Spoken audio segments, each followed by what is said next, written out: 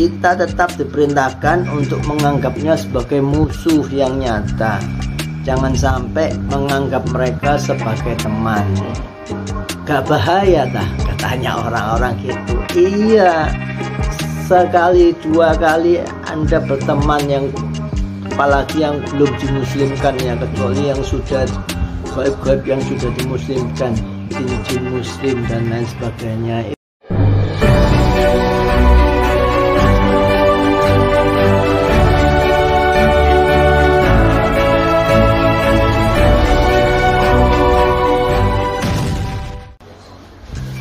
Assalamualaikum warahmatullahi wabarakatuh. Berjumpa lagi teman-temanku semuanya. Kali ini kita bahas yakni gaib pengganggu ya, atau yang namanya pasukan bertanduk dan antek-anteknya. Ya, yang pertama adalah tujuan dan dasar pembahasannya. Yang pertama kita bahas tujuannya, agar kita selalu ingat kita itu tidak sendirian dalam kehidupan ini. Ada yang selalu mengajak berbuat kejelekan dan membisiki peluang-peluang kejelekan. Jika dikhususkan untuk para saleh, ini selalu waspada bahwa ada yang selalu berusaha menurunkan derajat tingkatan langit, bahkan membuat ambles, bahkan keluar jalur seperti yang lalu-lalu. Terus waspada. Kemudian yang berikutnya adalah dasar pembahasannya, yakni dalilnya adalah saya mengambil dari Quran surat Fatir ayat 6 yang artinya sungguh setan itu musuh yang nyata dan abadi bagimu, maka perlakukanlah ia sebagai musuh.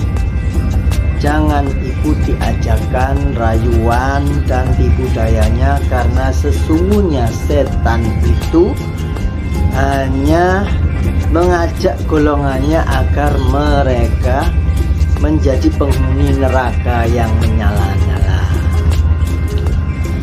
Tetap waspada teman-temanku, selalu kita diawasi dan dicari, ditunggu. Mereka sabar menanti peluang-peluang untuk membelok-belokkan kita ke jalan yang melenceng. Kalau kita paham, maka kita akan terus menyiapkan diri untuk menghadapinya. Jadi musuh itu jangan dicari, tapi kalau ketemu jangan lari, habiskan sekalian gitu, biar kita akan melakukan aktivitas yang bernilai ibadah. Jadi ibadah itu tidak hanya yang mahdoh saja, ada ibadah namanya lemburan, yang macam-macam. Pokoknya diniatkan ilahi anta maksudi waridhaka matlubi, maka selain maksiat akan bernilai ibadah dan mengeluarkan cahaya. Itu termasuk kalau ketemu yang aneh-aneh seperti itu. Ada teman yang bermasalah dan ternyata kita mampu, kita sanggup, ya kita bantu yang secukupnya saja, tidak perlu terlalu over action ya. Berikutnya adalah nomor 2, hakikat gaib. Gaib penggoda itu apa? Hakikatnya adalah gaib-gaib ini adalah memang mengikuti jejaknya mbahnya, jejak mbahnya, Mbah Iblis, yakni Azazil, yang sudah meminta izin Allah untuk menggoda dan diizinkan Allah untuk bertugas menggoda Bani Adam di dunia ini. agar menjadi pengikutnya kelak di neraka ya. Kecuali manusia-manusia yang beriman yang lolos itu malah bisa meningkat derajatnya. Kalau lolos ujian mereka itu bisa naik derajat makom tingkatan langitnya. Berikutnya adalah kafir fasik ini berkelompok-kelompok ya, seperti ada kerajaan-kerajaan, koloni-koloni gitu, kemudian berjenjang-jenjang mereka tingkatannya, keilmuannya ya. Ada yang semakin sakti ya, dengan cirinya adalah tanduknya semakin banyak, itu biasanya keilmuannya semakin tinggi, terus wilayahnya semakin luas. Kemudian ini membisik-bisiki, mengajak kejelekan, menyeting sedemikian rupa dengan timnya itu ribuan, jutaan, bahkan miliaran kalau orang-orang yang sudah kuat ya. Mereka berusaha terus menembus, jangan sampai lengah ya.